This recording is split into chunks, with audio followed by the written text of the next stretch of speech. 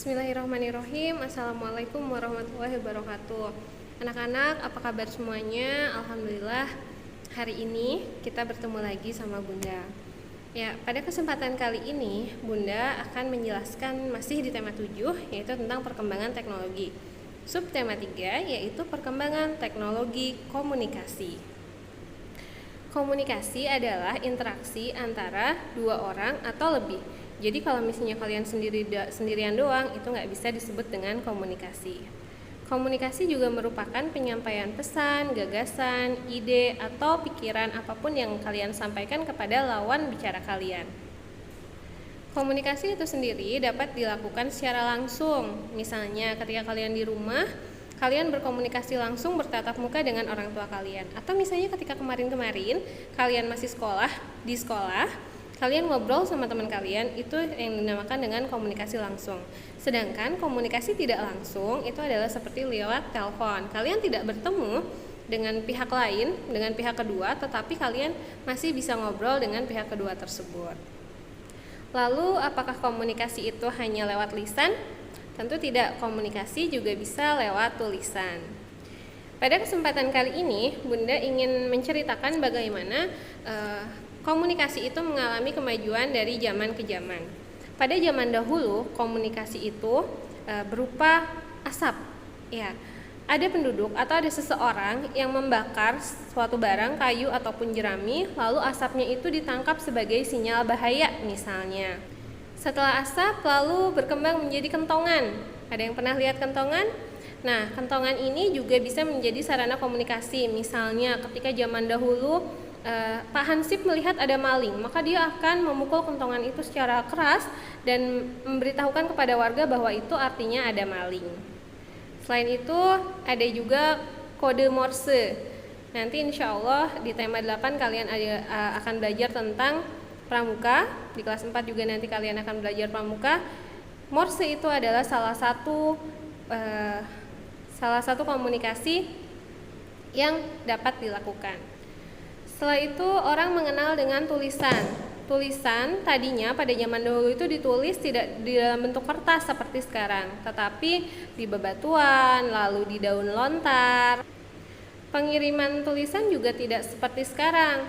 Dahulu orang menulis surat lalu dikirimkannya itu lewat burung merpati. Lalu setelah itu lewat Pak Pos, tapi Pak Posnya masih pakai sepeda. Sekarang Pak Posnya sudah memakai kendaraan, sudah memakai pesawat, kapal yang memungkinkan surat itu bisa kalian terima lebih cepat. Selain surat yang dikirim oleh Pak Pos atau ekspedisi yang lain, dulu juga ada yang namanya mesin telegraf. Lalu selain itu ada mesin faksimil, lalu ada SMS. Nah, sekarang ini masa milenial ada WA, Line, lalu ada surel atau surat elektronik yang semuanya berbasis internet. Tentunya surel ini atau WA atau media sosial ini tidak seperti surat yang harus menunggu waktu. Misalnya ketika kalian ada di Kalimantan, kalian mengirim surat ke Pulau Jawa pasti membutuhkan waktu yang lebih dari 1 atau 2 hari. Tetapi ketika kalian menggunakan surat elektronik ini, pada saat teman kalian mengirim di Kalimantan, maka beberapa detik kemudian atau beberapa menit kemudian teman kalian yang di Jawa sudah dapat menerimanya. Sekarang Bunda akan menjelaskan tentang perkembangan teknologi pembicaraan secara langsung. Jika zaman dahulu kalian harus datang ke rumah teman kalian atau kepada orang yang kalian tuju untuk menyampaikan apa yang ingin kalian sampaikan. Sekarang kalian tidak perlu bertemu, tetapi bisa lewat telepon. Telepon pertama kali ditemukan oleh Alexander Graham Bell pada tahun 1876. Telepon yang dia temukan tidak bisa dibawa kemana-mana karena terhubung dengan kabel. Lalu selanjutnya diciptakanlah telepon genggam. Telepon genggam pertama kali ditemukan oleh Martin Cooper pada tahun 1973. Kalian tahu tidak? Telepon genggam pada saat itu beratnya mencapai 2 kg. Pasti berat sekali, tidak setipis dan seringan HP-HP yang sering kalian lihat milik orang tua kalian. Dahulu telepon hanya bisa berbicara, tapi kita tidak bisa melihat. Nah, sekarang zaman modern ini kalian bisa menggunakan yang namanya fitur video call, di mana kalian bisa berbicara, juga kalian bisa melihat lawan bicara kalian.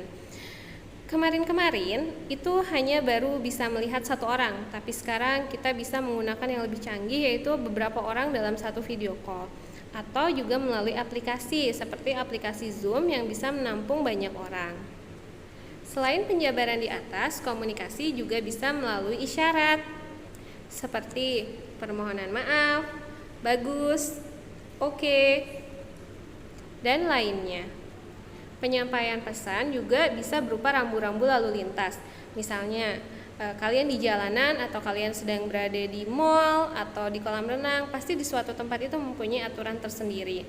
Nah, penyampaian informasi itu bisa dilakukan lewat rambu-rambu yang ada pada tempat tersebut. Misalnya seperti dilarang parkir, dilarang berhenti, dilarang belok kanan, dilarang masuk, tangga naik, tangga turun, dan sebagainya. Nah, sekarang kalian perhatikan teks di atas ya. Teks di atas yang berjudul sinyal asap. Pada teks tersebut, dapatkah kalian menemukan yang mana sih bagian kalimat utamanya?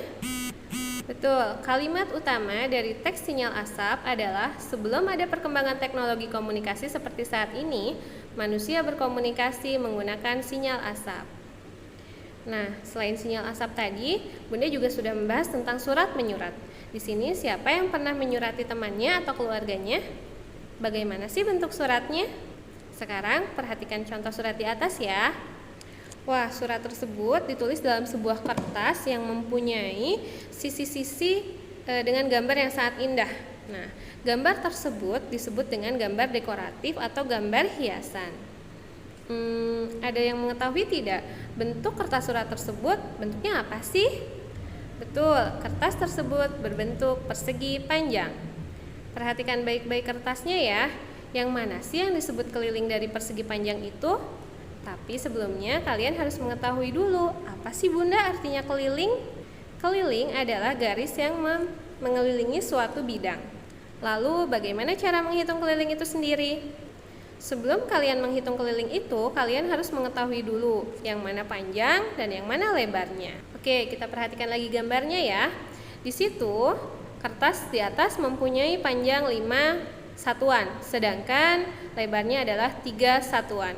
Dan cara menghitung kelilingnya yaitu panjang 1 ditambah panjang 2 ditambah lebar 1 ditambah lebar 2, atau sama saja dengan 5 ditambah 5 ditambah 3 ditambah 3 sama dengan 16 satuan. Perkembangan teknologi ini tentu mempunyai manfaat yang sangat luar biasa besar. Seperti saat ini, kita sedang dilanda pandemi corona yang mengharuskan kita untuk belajar di rumah masing-masing, tidak bisa bertatap muka secara langsung di sekolah seperti biasanya. Maka kita dapat menggunakan perkembangan teknologi berupa video, berupa HP, berupa internet ini untuk memaksimalkan pembelajaran agar tetap berjalan seperti biasanya. Menyikapi perkembangan teknologi, selain kita harus memanfaatkannya, tetapi kita juga harus berhati-hati, apalagi dalam menggunakan media sosial.